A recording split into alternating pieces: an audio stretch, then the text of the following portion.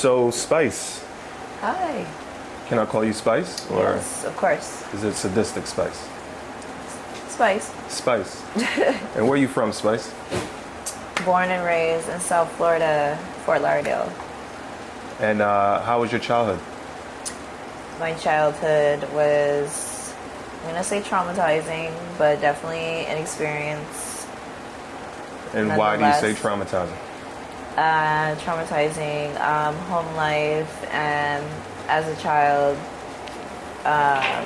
didn't have the social skills or the confidence that I do now, but come a long way. And other than that, it was pretty interesting, pretty wild, I should say. My childhood was. How was your relationship with your parents?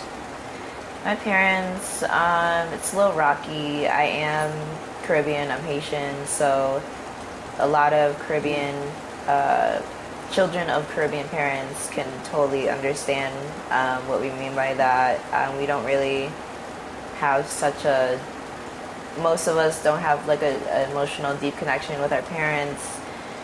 And they kind of like see mental illness and emotional needs as like just something, it's just something that they are not familiar with dealing with. So it's pretty hard, but basically raised myself and in a way, and just learned on my own that I am my own person, and it's okay where you start off, it's just where you go and how you improve yourself. So. Are you saying that you battled with some mental illness? Yes, definitely battled with some things. I'm currently in therapy. I've been in therapy for some time, and it's taught me a lot of things when it comes to emotionally understanding myself, mentally, and taking better care of myself, being more gentle to myself, patient, and again, just self-improvement, just working every day to be better. And how did your mental illness show up as a kid? It showed through depression, neglect, and just loneliness, just being very introverted to myself. I basically alienated myself from most of my family because I didn't feel like I got the love and support that I deserved and needed to flourish. So basically, I do have very close family members like my brother, my sister-in-law, my close cousins. They're all around my age. We grew up together and they know my whole life story. So they definitely helped me bypass all those obstacles and make things better for myself.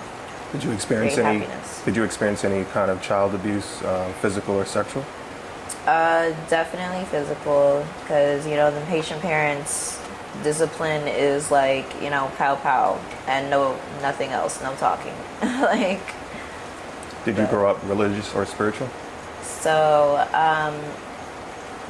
as I stated, I'm Haitian, so definitely Haitians grow up Catholic.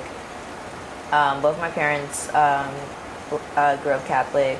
My mother went to all Catholic church her whole life, and school, I should say, all Catholic school her whole life.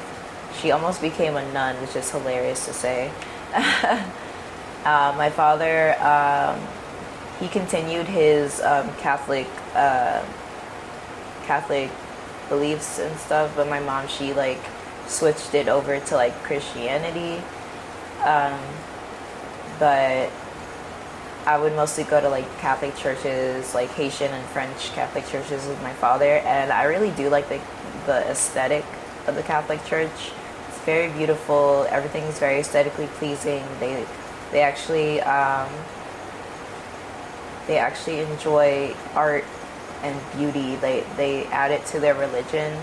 Christianity, I feel like it's a flip side. You need to be suffering, or you need to be poor and still grateful and all this stuff. But it's you don't have to live in such a state to be, live a fulfilling life. Mm-hmm. And there's nothing wrong with you know, wanting to beautify yourself or have beautiful things around you or just do, you know, things that please you. Do you consider yourself Catholic? No. What do you consider yourself? I'm definitely spiritual.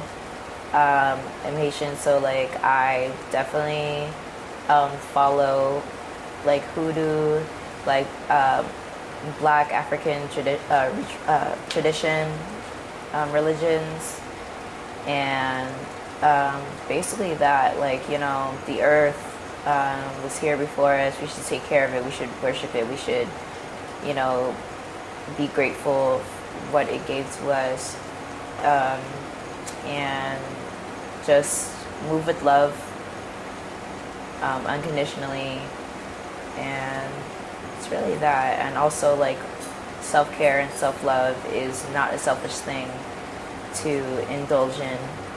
So I really like that part of that. You're always bettering yourself through this, because being spiritual and going through these religions, it doesn't just work off of prayer. You have to do some work too. So it's a very, there's a lot of things that go with it, steps that you need to take, time that you need to take for yourself, looking within yourself. It's really beautiful to me, and I am getting deeper and deeper into it every day, learning more. So, if I heard you correctly, you said hoodoo, correct? Hoodoo, yes. And how does that differentiate from voodoo? So hoodoo is basically African, like, so slave trade, when the slaves were stolen and taken to America, they practiced hoodoo to keep in touch with their ancestors and people back home. And that is basically for African Americans. So voodoo is like Haitian, like African, like indigenous, stuff like that. So there's like specific ones, but it's basically like hoodoo's for like the African diaspora. What kind of subjects were you really good at in school? History. History. I enjoyed writing. I loved reading. When I was, I would always get in trouble in school from by my teachers, because they would always catch me reading a book when I'm supposed to be listening to the lesson. But things like that, definitely art. I was in band. I used to play a flute. I used to play guitar, keyboards. I used to make beats when I was in high school. I was in chorus class in high school. So I try to stay in touch with my artistic needs. I'm a very creative and expressive person, so, you know, I try to find it in music and art and fashion. How old are you? I'm 27. What did you want to be as a little girl? Honestly, what I am now. And explain to us what you are now. So I'm a latex model. I wear latex and alternative, like, gothic clothing. I love to accessorize it. I sometimes style my friends. I do my own photo shoots, the editing, the makeup. I create the vibe. You feel me? So when I was younger, I remember in high school, my father took me to my first casting call. I was a freshman in high school, and I didn't make it. And which is funny, I'm gonna throw some shade at my mom right now. She sabotaged that shit for me, because I was gonna wear just regular black shirt, black pants, call it a day. She gave me this ugly ass black and white polka dot dress, and they didn't even fucking look at me. I was like, why would you do this? But you know what, it also showed me that, like, this is not the modeling that I'm trying to do, because it was like, you know, this was in Coral Springs, so, you know, that was not my vibe for what I was going for. Like, I've been goth and alternative since I was younger. I've always been wild. I love extreme style, things like that. So I knew that it wasn't for me. So then for a while, I kind of like gave up on it, because I didn't have the confidence to keep going when I was in high school. After high school, you know, I was building my wardrobe, but I was too scared to wear my clothing because I still live with my Haitian family. So it was just like, if I wore anything that was like, out of their taste, it would just be an earful for the whole day, and I didn't want to deal with that. So then one day I was just like, fuck it, like, I'm so unhappy. My fashion taste is ugly right now. I don't feel hot, I don't feel sexy, I don't feel like my true self right now. So slowly at a time, I was building my wardrobe in secret, and I was like hiding them in like my drawers and shit like that, so my mom would never see them. And then eventually I just started wearing it out, and my mom didn't say shit because I was getting better at doing makeup, and if she said something, I was not gonna fucking do her makeup. So it just started off like that, really. My spirit was just so like dim and wasn't fulfilled until I finally let go and be who I really am and stop stifling myself, trying to dull my shine because of what my family or other people thought. And like, I really don't give a fuck. I really don't give a fuck. Do you remember your first time getting paid to be a latex model? The only time I got paid was when I was beating some guy's ass at a fetish event. So, but other than that, it hasn't really started yet. Still making my way. It's kind of hard being in this industry, this fetish community, when it's so, it's like drowning in white people. There's no enough representation for black kinksters. So I'm really trying my best to be that representation and open up the doors for other black kinksters to really express themselves through this lifestyle and the fashion, and like just be free and be free of these taboos that people keep saying, just because we're black we shouldn't like this, or we shouldn't do this, or oh, that's that white people shit.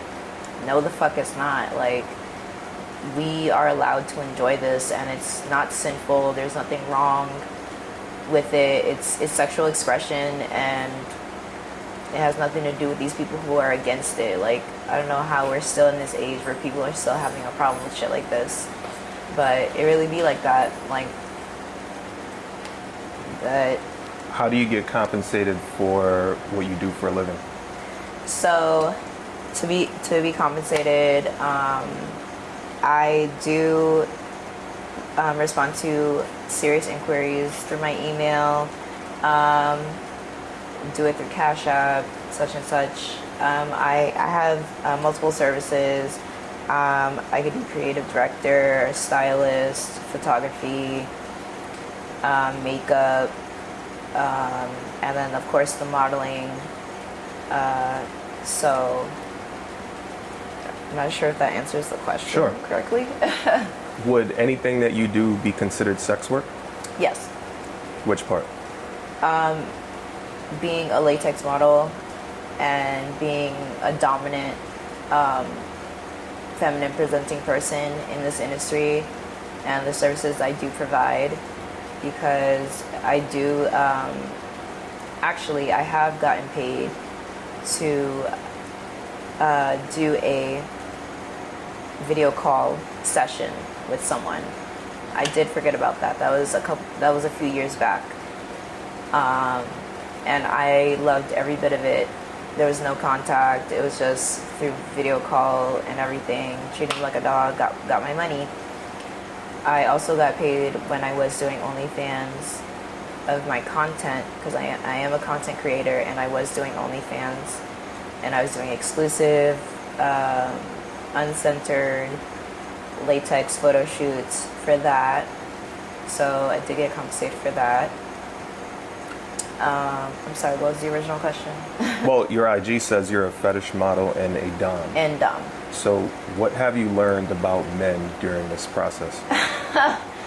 Well, first off, I'm a lesbian, so, but even before that, I was still trying to go the straight route to appease my mother, and I learned that men, especially when it comes to engaging with a sex worker or just someone part of the kink community, or just a very sexually expressive person, they don't know how to fucking act.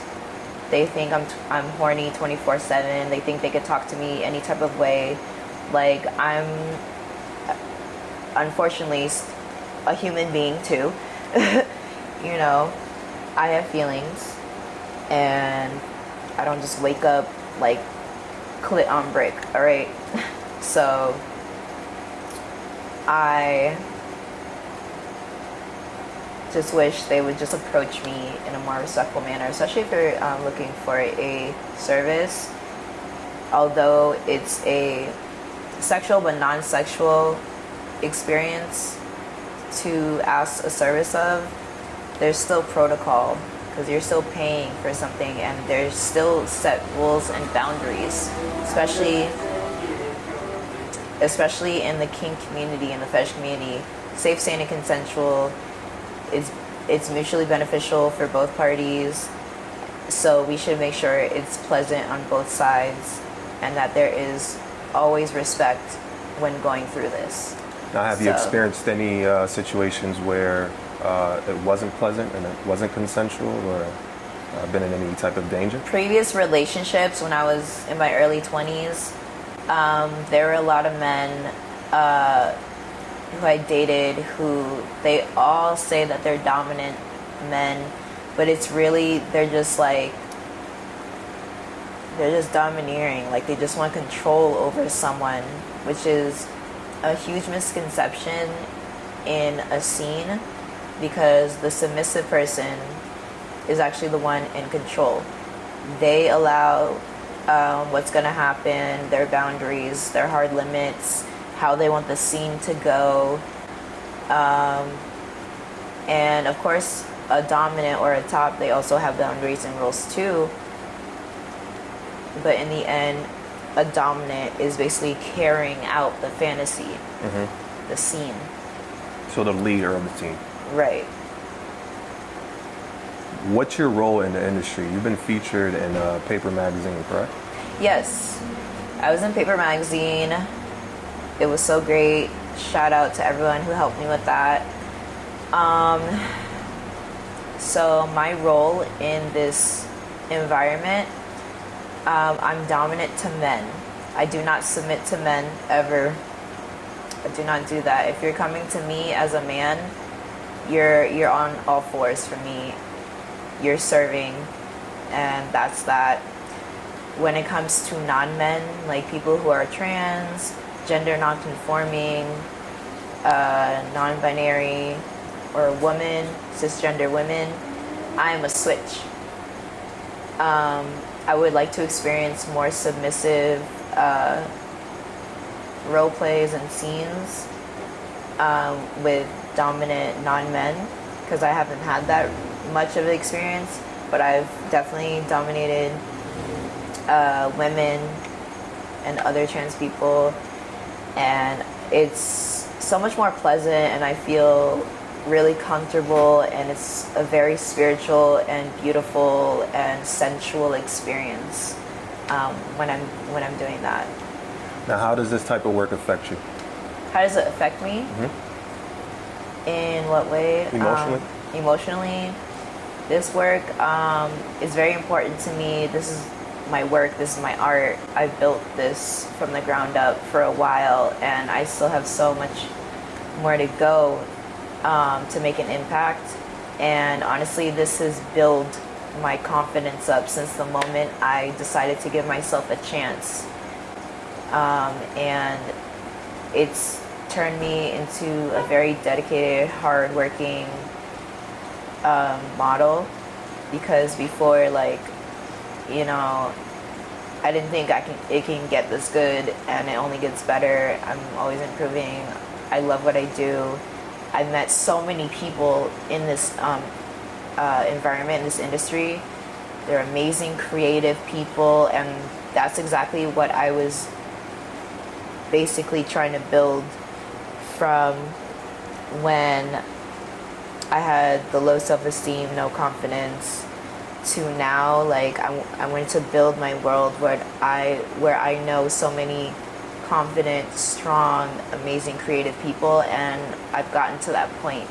So I'm so much more happier. Like this industry like really opened up doors and my eyes and my heart to so many things. What's something that people constantly ask you? Constantly ask me, like in my DMs, like, oh, do you dom? Will you do this? Will you do that for free? And I'm just like, no. A lot of people also ask how to start a latex wardrobe. How did I start? Through my experience. Like I said before, I was basically building my wardrobe, my latex wardrobe, in secrecy. So the easiest way I did that was by starting off with small items. Like these gloves were like one of my first purchases.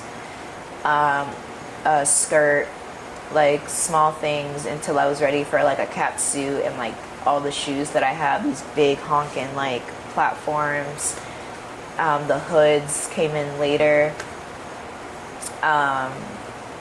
Yeah, people like to ask me that. People also like to ask me how to take care of latex, how to wash it, proper storing methods, how to put pieces together, you know, just things like that, like fashion advice. All right, allow me to ask some common questions, right? Yes. Are you ever hot underneath your latex? The thing is, I don't feel it until I remove it. When do you remove it? When I'm ready, when I'm home, take it off. So this is basically a part of your character or your identity? I wouldn't say it's a character. Like, this is like a part of me. Like, I feel like me and latex are one. Like, I don't feel like this is a character or this is like a persona that I, you know, have made up. I felt like I've always been Spice. Have you ever been in love? Briefly. I thought it was love, but it was just, what's the word?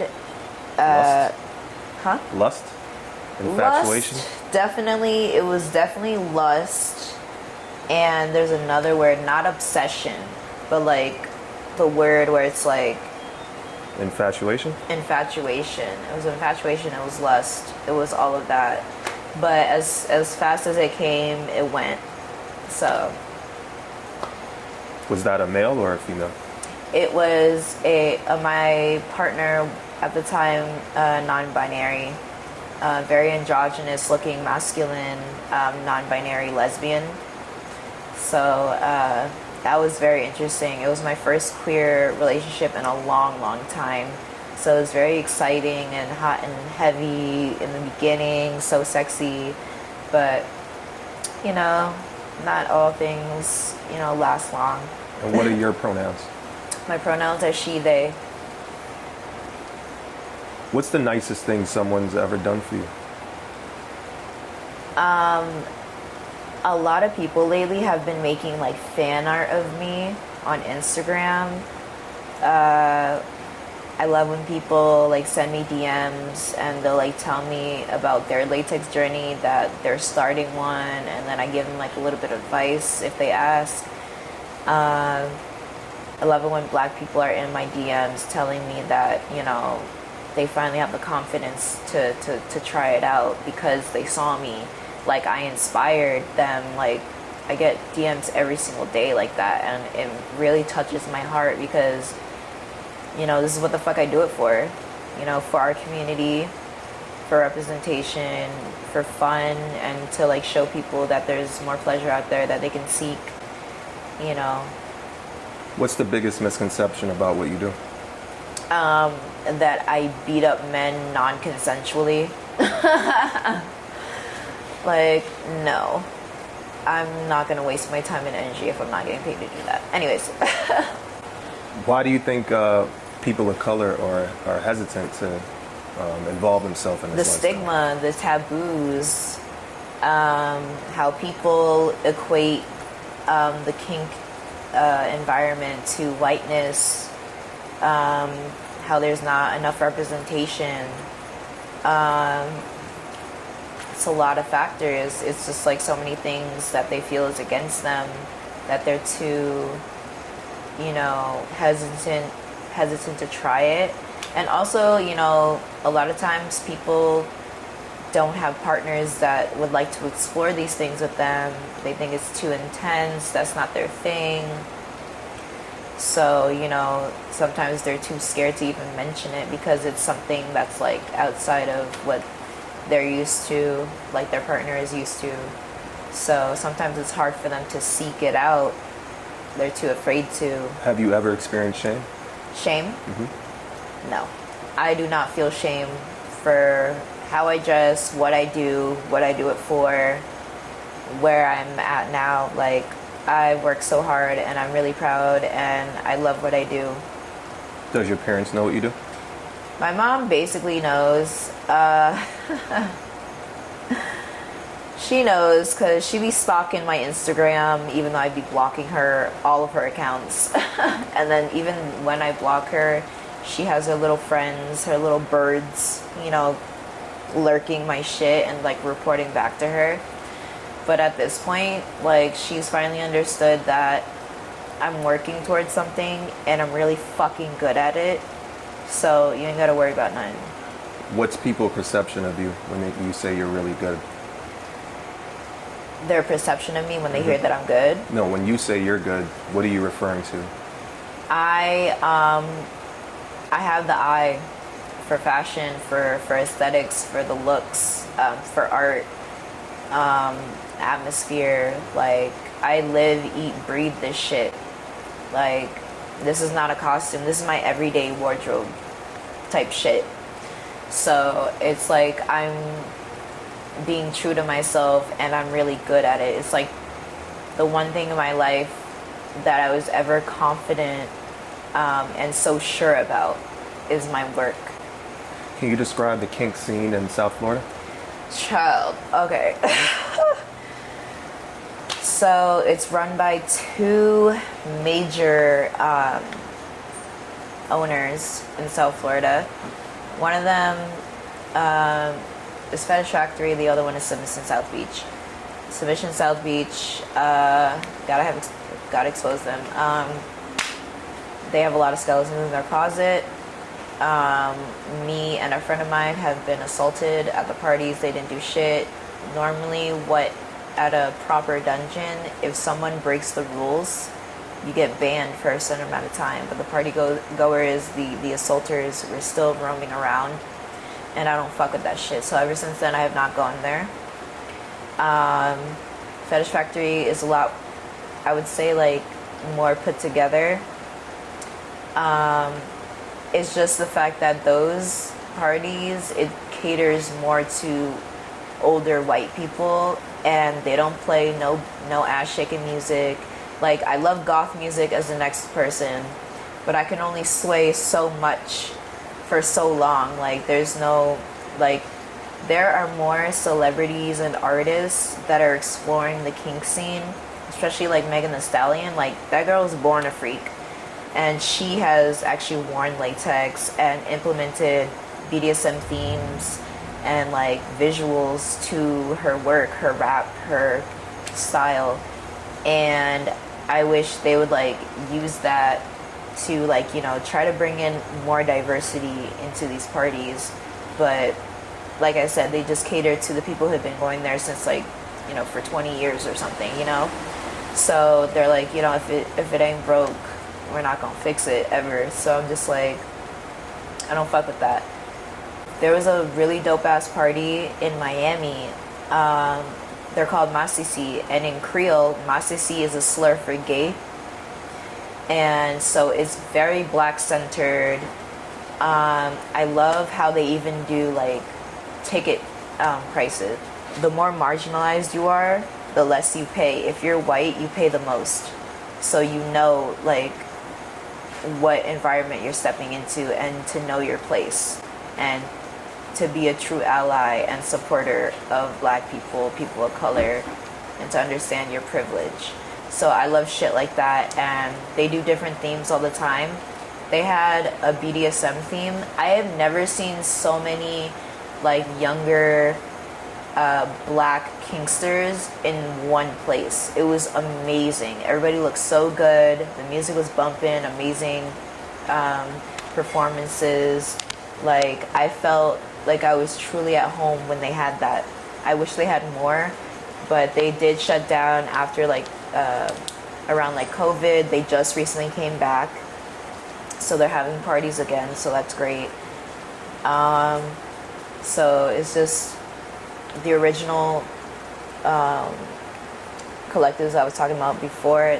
It's just not enough representation. The music's trash. The people who own it are trash. They don't care too much about their party goers. It's just the money, and I'm just like, you could be successful and still do the right fucking thing. But I feel like they just don't care, and that's not what I'm here for. So how would you go about influencing more people of color to join the community? At this point, I'm continuing what I do now, bring awareness, still trying to talk to as many people as I can in my DMs about it. I actually did a virtual workshop with Planned Parenthood, and we were talking about Black kink. It was called Decolonization of Sex, and it was amazing. And although it was a Black event, there were some white people, but they were learning, and they're taking what they learned and they're putting it out there. So that's all I care about, you know, as long as you're, you know, protecting and like helping out the Black kinksters and understanding more and how you can support and help them and like, you know, all that. So what I truly want to do is open up my own event, because I know, especially with my best friend Cobra, we know exactly what is needed for a Black kink party. We care about people's safety, about them having a pleasant experience at the end of the night and learning something. So that's where I'm at this point.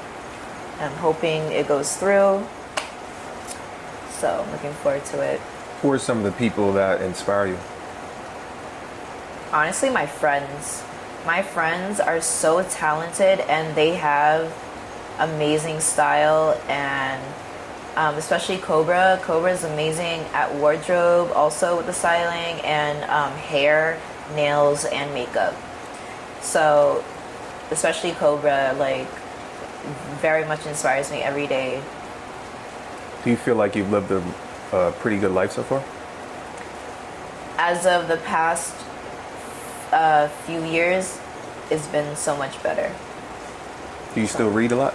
I'm sorry? Do you still read a lot? I don't read as much as I did as a kid, but I'm slowly getting back into it. Mostly I've been reading like educational texts of, you know, BDSM, how to be a better dominant, using impact tools, getting creative with scenes and all that. So I've just been mostly educating myself more than like reading for fun like I used to. So what are some of your favorite books? oh my gosh, when I tell you, I was reading like really tragic stories when I was a kid. Like I was like living through these experiences or something. It would be about like, you know, people going through addiction and stuff, and heartbreak, loss. I would also read about like fantasy, about like witches and stuff like that. Every once in a while there'd be like sci-fi in there, like erotic sci-fi. So, but definitely themes like that. When were you first introduced to sex? To sex? Ooh, very young age. As a lot of us have, you know, when we had dial-up, you know, we'd be Googling, and then, you know, one day the adult search is, you know, and I experienced pornography, and then I started having sex when I was like, let me say like 12 or 13. I was sucking dick first. and then I was having sex. But I enjoyed sucking dick more because these people did not know how to fuck me. So I was just like, let me just let my mouth do the work. So, but What age yeah. was that you were introduced to pornography? Huh? What age were you introduced to pornography? Oh my god, like really young, like elementary, middle school type things, and especially around like middle school, high school, like when Tumblr was like not safe for work. There was so much there. I saw goth lesbian porn, and I was like, yeah, this is it. Do you think any of that have impact on who you are today? Yeah, definitely. Definitely. So, like, I'm a very sexual and sensual person. So I guess, like, you know, just opened my mind to like the possibilities of pleasure and things I can like try out, and especially like BDSM. I actually like was exposed to that in middle school by a classmate of mine. We're like, it was a group of us outside. It was a group of us outside for lunch, and one day he just like took out his belt and he started like wrapping people's like wrists together right on the fucking lunch table, and I was just like, do I like this? And then ever since then, I would buy rope. I bought pleasers. I wore pleasers to my chorus class in high school, bruh. And I was wearing fucking stripper heels this high school. And I got rope. I learned how to tie myself up, and I used to post them on like Facebook and like Tumblr, just so I can look back on them, so I can learn. And then it wasn't until like 2018 I went to Exotica in Miami for the first time, and I felt like that was my awakening. I was just like, yo, I like this. I want to continue doing this. I want to like get deeper into this. And then I started going to fetish events, and I was like, oh, I love this. This is fucking dope. Like seeing all these other people like sharing these erotic experiences together, like a show, like it's just fucking dope and beautiful to me and sexy. So ever since then I was just like, I'm gonna make this mine. I'm gonna make something out of this. Like if I'm gonna be part of this, I'm gonna fucking do it big. What's your sign? Guess. Scorpio. No. Nope. Keep guessing. Aquarius. Nope. I'm a fire sign. That makes it easier. Not really. Huh? What's your sign? You didn't guess it. So I was saying I'm one of the fire signs. So there's Sagittarius, Aries, and Leo. You are a Leo. Yep. For sure. What are some of the characteristics of Leo? Characteristics of Leo. I'm trying to think of the good ones, because when people think of signs, they always like point out the negative traits, and what people don't understand about astrology is that there are unevolved signs and evolved signs. So when it comes to Leos, they're very loyal, very nurturing. Like I'm like the mama bear to like all my friends. I like to take care of them. I like to feed them.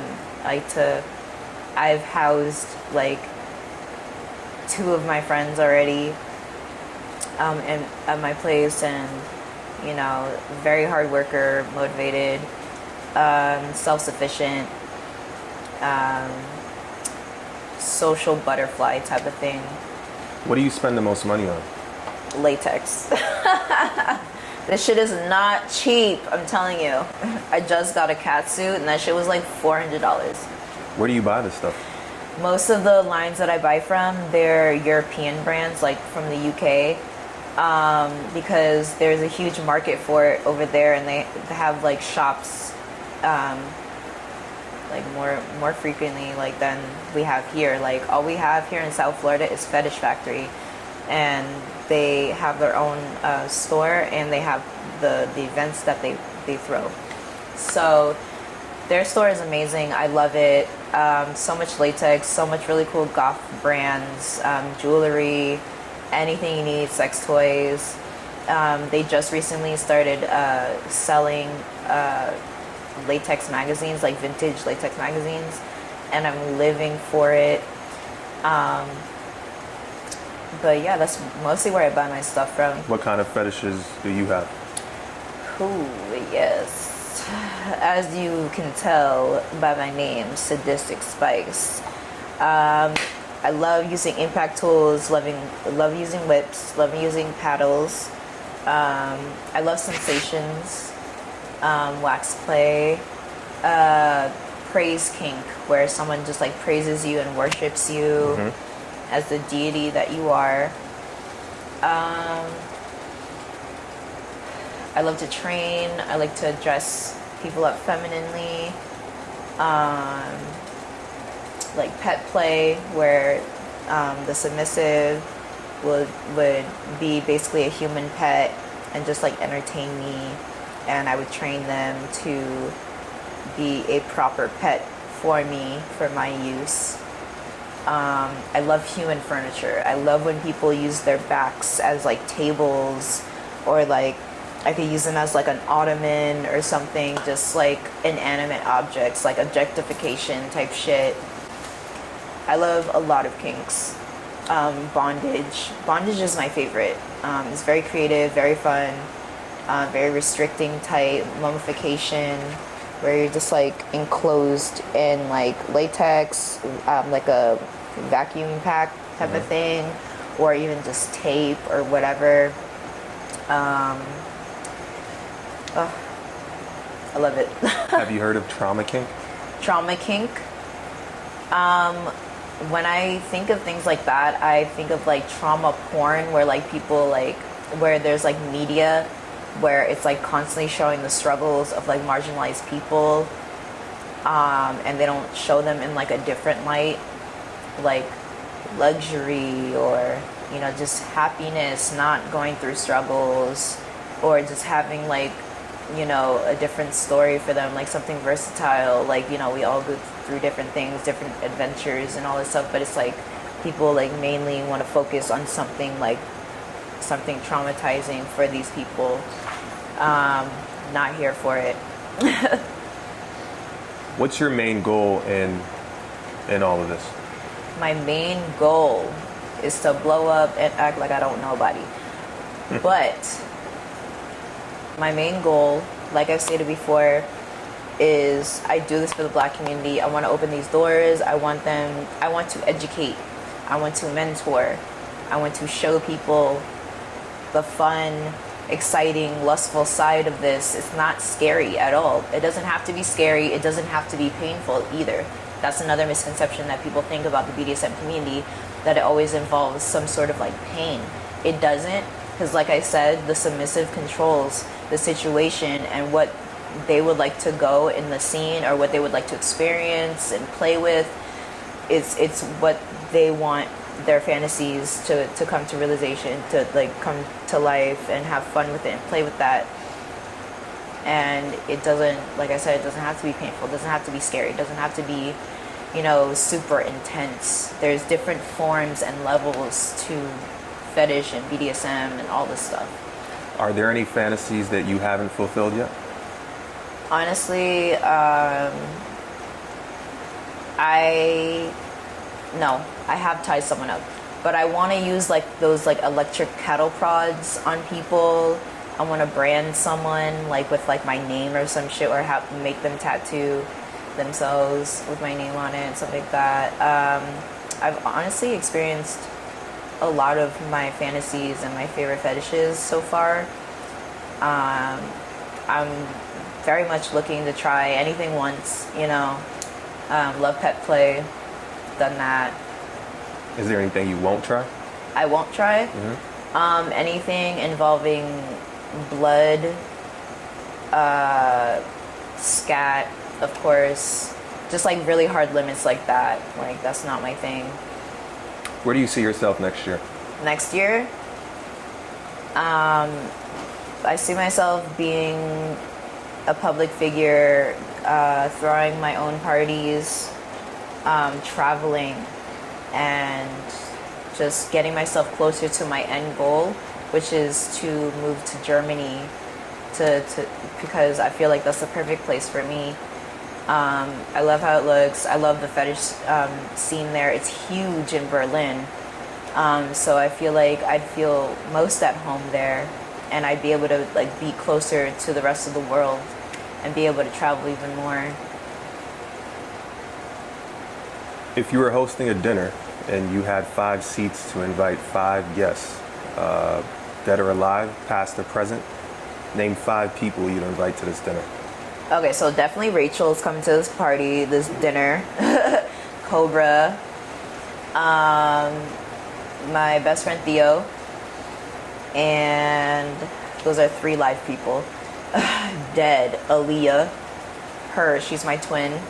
I feel like she's kind of freaky on the low because like she really loved to experiment and play with like dark aesthetics, and she's very sensual and sexy and just like so confident and stands up for herself.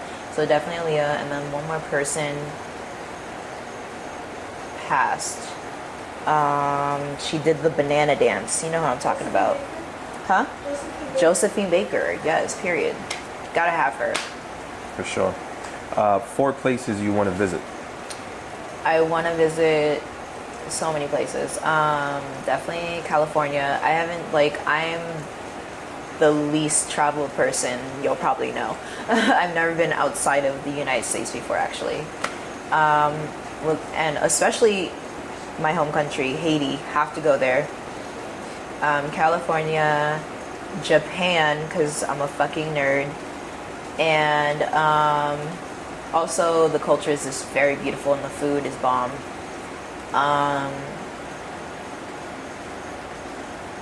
Probably Iran. My best friend Theo is Iranian and black, and it's beautiful over there, and I really want to see those areas and the mountains and stuff. How many places is that? That was 4. Any specific parts of California? I don't really know California like that, so I don't know, like, I guess like the more, like the very touristy places just to start off. So LA, San Diego. Yeah, San Diego like that. San Francisco, Oakland. Right, I don't mind those places. I would love to explore those places. 3 tips for the next generation of latex models. Save your money, bitch. Save your fucking money, bruh. Because this shit, latex is a luxury item. I'm literally wearing designer, basically. So it's not like, just tread lightly and just start off small like I did. Explore, get to know the people in the community, build your own community within the community. Find your safe space. Make as many memories as possible. Travel, like, just be wild with this shit. Be free. Don't be afraid.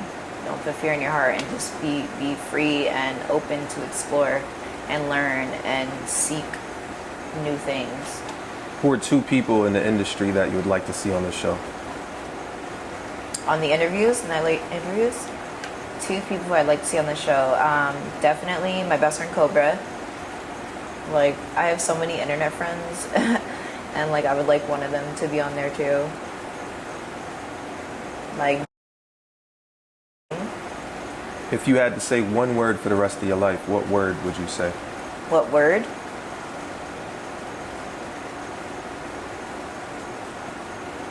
That is quite a question. One word. I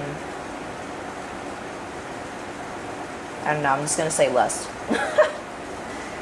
And why lust? Switch it to sensuality. Sexuality? Sensuality. Sensuality. Yes. And why sensuality? So people will, before seeking out things with others, first do that self-love and self-care and see what you're into, see what you like. So you, when you do want to involve another person, it'll be very pleasurable. Don't be afraid to say what you like or what you don't like. make sure it's fun for the both of y'all. It doesn't have to end in completion, just as long as you enjoy the ride. Sensuality. Why'd you decide to do this interview? I decided to do this interview because I want to continue spreading awareness within the community, in the community. I just want to put myself out there, and also prove to myself that I can do this, and that there is space for Black people in this community. I want to thank you for your time. Thank you. I want to thank you for You're making fucking the space. I appreciate it. And I look forward to talking to you some more, maybe a follow-up. Yes. All right? Definitely. Thanks again. Blessings. Thank you so much for this.